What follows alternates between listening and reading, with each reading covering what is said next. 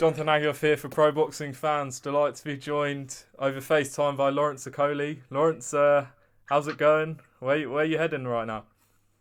Right now I'm heading to go get groceries for my mum. Yeah, and then obviously going to end up doing my own little workout a little bit later on. How are you finding the training side of things right now? I'm sure you've been asked before, but what's it like for boxers during lockdown at this time? I think it's difficult for me personally. Obviously, it's all good ticking over, staying in shape yourself. But I'm the type of person I enjoy, training one-on-one with a coach or training in a team, really working on technique. There's only so much technique you could do by yourself. Otherwise, we'd all train ourselves, do you know what I mean? So I feel like it's been difficult, but ultimately I know that there's a reason why this is happening, and I'm just trying to stay in as best shape as I can personally before we get back. In terms of where you were at the point of your career, you were, we think, close to finalising a deal with Glowacki. How close were you to that deal? The deal was done. It was just more a matter of the announcement. Then all of this COVID-19 and so on has come out, and social distancing and stuff like that. So that's all had to be put on the back burner because there's bigger things going on out there. Yeah. I mean, where was that supposed to be, and do you know when the date was? Was there a date? Yeah, there was a set date and stuff. I'm not sure if I'm allowed to say because it's been rescheduled now, so I don't know what's going on with that. Do you know what I mean? But yeah, it was set, it was done. I had my date. I was already ready to go. Literally, it was like day 1 or day 2 of training camp when all of it started going tits up, if I'm allowed to say, and we've had to kind of just coast through, but I feel like I've got to the point now is I feel a bit too lazy, a bit too heavy at the moment, so I've started picking up training now. Is that sort of a blessing in some way, the fact that you weren't too far into training camp? It's not like you were, say, 1 week out from fight week and you'd peaked or anything in your training. I probably would have preferred it. As much as obviously, if I'm not going to fight, I'd rather be in great shape and not going to fight, then it's easier to hold. But that was the start of camp, and then now it's extended longer. It means now that I have to kind of be extra switched on during this period. You know what I mean? What conversations have you had with Shane McGuigan during this period? Has he sort of given you any plans to get on with at all? Yeah, obviously the team's still working. Do you know what I mean? So it's just about weight targets and stuff like that. I'm ticking over and just little bits of banter and stuff. The team keep throwing in. But just everyone trying to keep everyone's morale high. It's a weird time for everyone. No one, obviously, at this point, we realise that we're literally just waiting on the world to kind of get past this. So, we can't put, each other and ourselves at risk by, coming together and stuff. So, it's what it is. Now, you'd obviously won the European title against Ivan Garbu.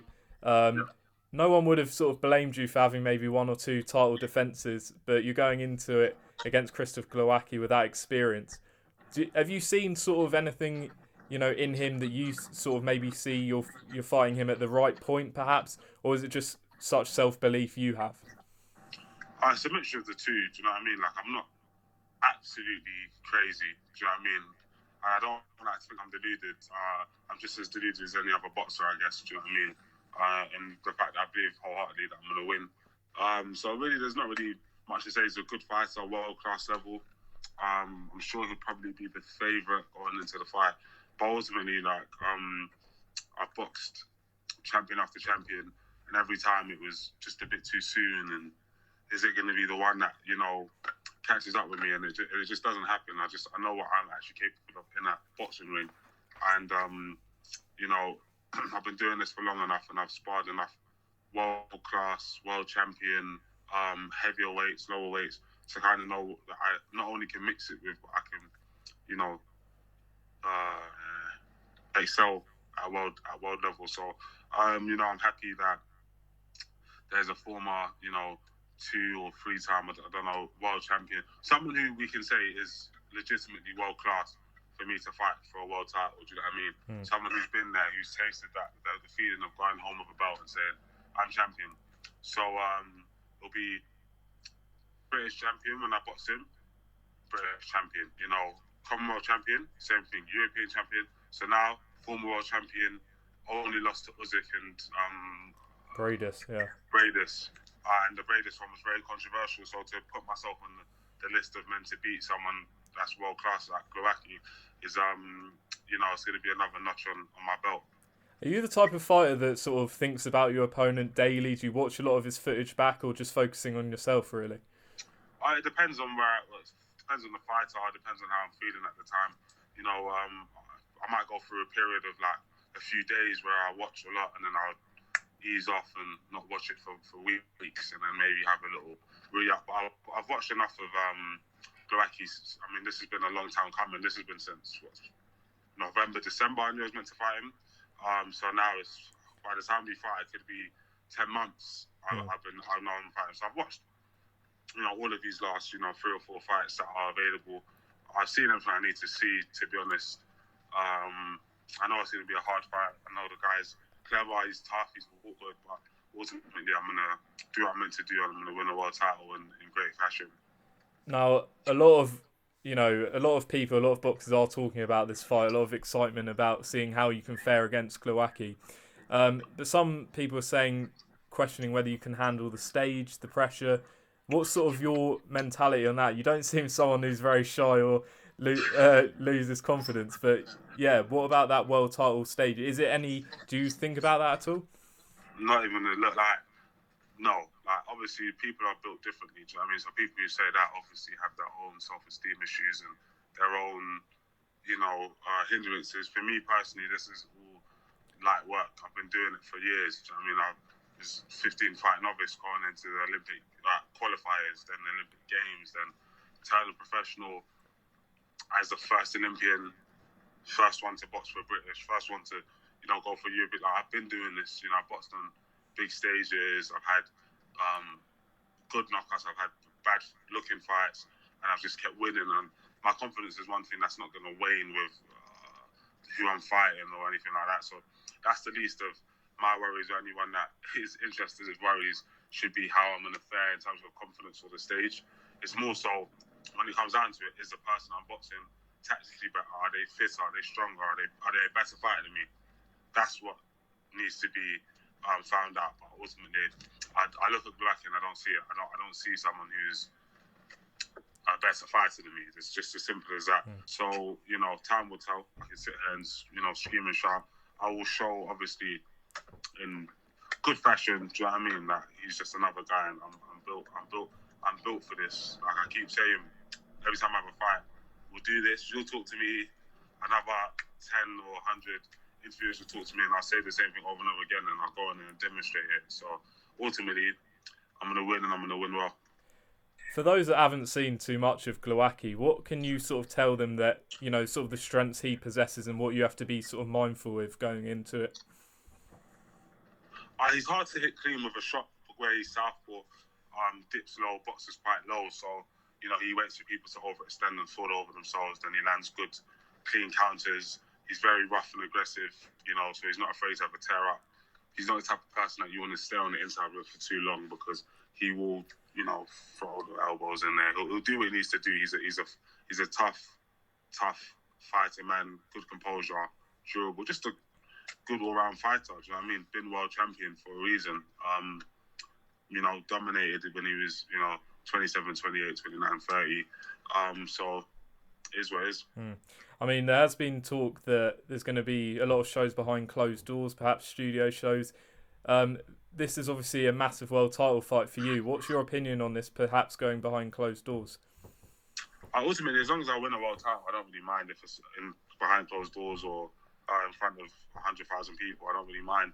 I just need to make sure that I win, I get paid, everyone goes home safe to their family. Of course, I have friends and family who are desperate to be there. So it'd be nice to be able to win on such a day in front of people. But ultimately, what has to be done for safety has to be done. So I'm not really too fussed. What would it mean to you if you were to beat Glowacki? You've obviously gone through the route British, Commonwealth, British, European, and now this sort of world title. From everywhere you've come from, what would it mean to you to claim this belt?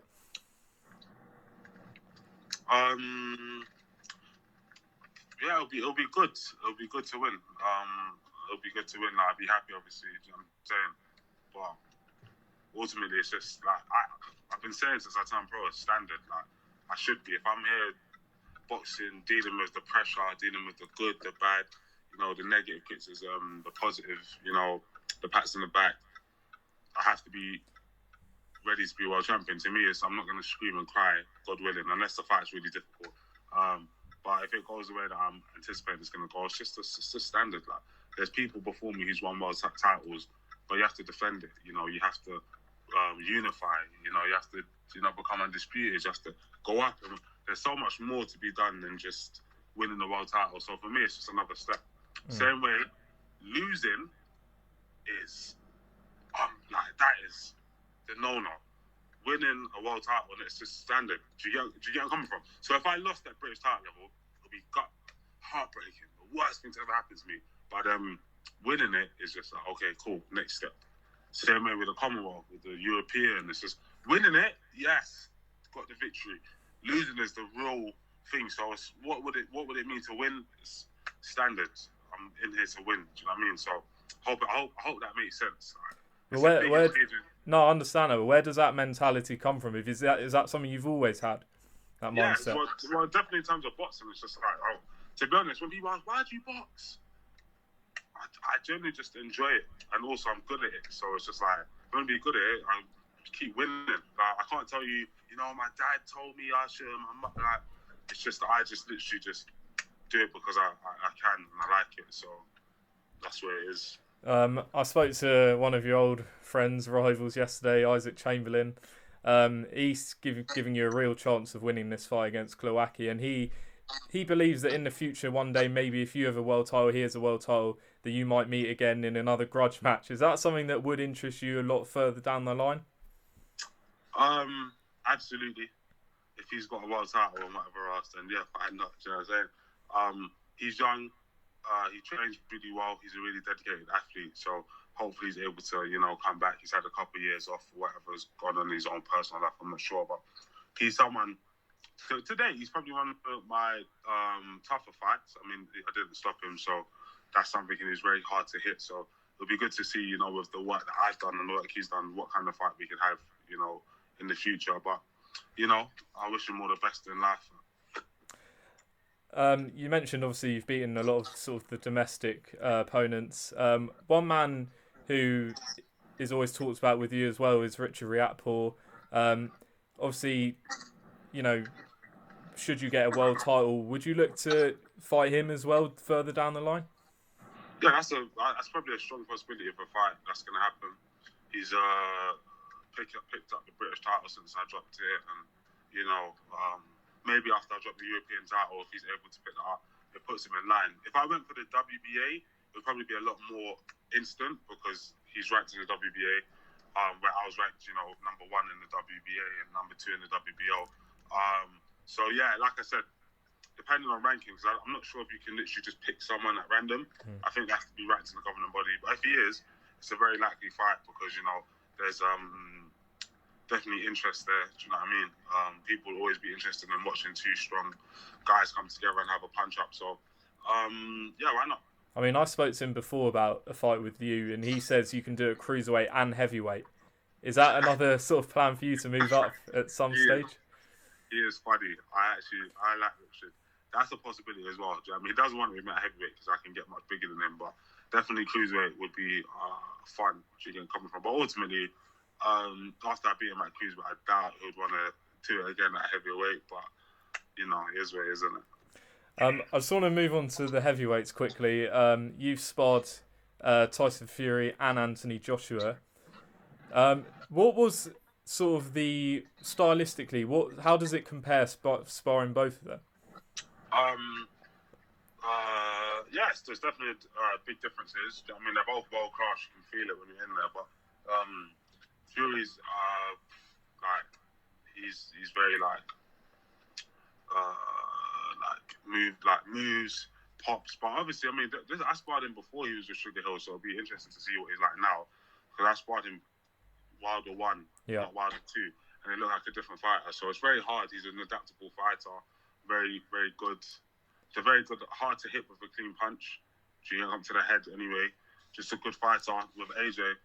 Very robust, very, very smart in there. Always adaptive thinking when he's in the ring. Extremely good combination puncher. Just all around world class. Two world class fighters. Do you know what I mean? Do you see that fight happening this year? There's been a lot of talk of Pulev stepping aside, Wilder potentially stepping aside, but Dillian White's mandatory as well. It's a interesting situation, but what's your gut feeling on it all? I got a feeling on it. Yeah, hopefully, I'd like to see that fight happen next. Like Josh versus Pulev is a good fight, and so is Fury versus Wilder 3. But we've seen Fury basically win twice. Do you get where I'm coming from? And we also want to see AJ, and we want to see all the heavyweight belts under one name. Do you get where I'm coming from? So that's something that I feel like not just Britain, but the world kind of wants. So I'd love the next. It now becomes AJ beats Pulev, and then Fury beats Wilder one more time, and then Dillian White's now in there, and then it's just, okay, AJ needs to box Usyk now, and blah blah blah. So I would love to see that fight happen next if possible. Could I push you for a prediction? On what? If Joshua and Fury met this year? AJ by stoppage. Why do you think that is? What sort of attributes does he have to stop Tyson Fury? Size, good combination punching, and heart and durability. You can come from it's quite simply those attributes there. Because he won't be able to. So what he did against, obviously, he's very, very adaptable. So I don't even think he'll come in with the same tactics. But what he did against Wilder isn't possible necessarily against AJ, because AJ is such a big guy, and you don't want to be walking forward into AJ. AJ's not a long one-shot counter puncher. He's a mix it up and have a go kind of guy. So it'll be interesting. I'd love to see the fight. To be honest, I won't go in there saying, "Oh my God, I close my eyes and I know AJ's going to win." I'll be completely locked in. Do you know what I mean? Last one on the boxing front. Your stablemate Anthony Fowler's been having a bit of a war of words with Ahara Davis on Twitter. Said he'd fight him at 147. Have you seen those? Anthony Fowler and Ahara Davis were talking about a possible fight. Have you seen these comments? No. It must be news to you, I'm guessing. Yeah. That's hilarious. There's not 147. I don't think that's happening at all. Maybe a catchweight. Talk of 150 as well, yeah. That's something.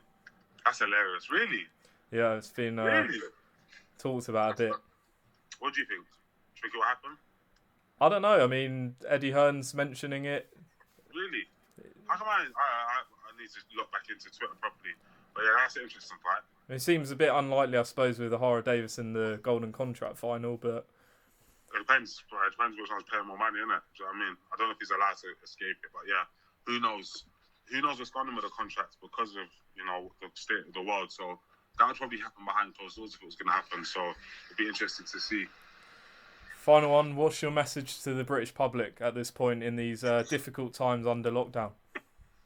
Yeah, just everyone stay strong, stay true, and everything's going to go back to normal, or if not better, at the end of this. You know what I mean? We'll all be a lot more careful. We'll all appreciate what we have, and it'll be interesting to see how the culture changes after all of this stuff. I'm sure it'll change for the better. So just don't give in. Lawrence Okolie, enjoy your afternoon. Thanks very much for talking to us, and hopefully catch up in person before your world title fight. Let's go.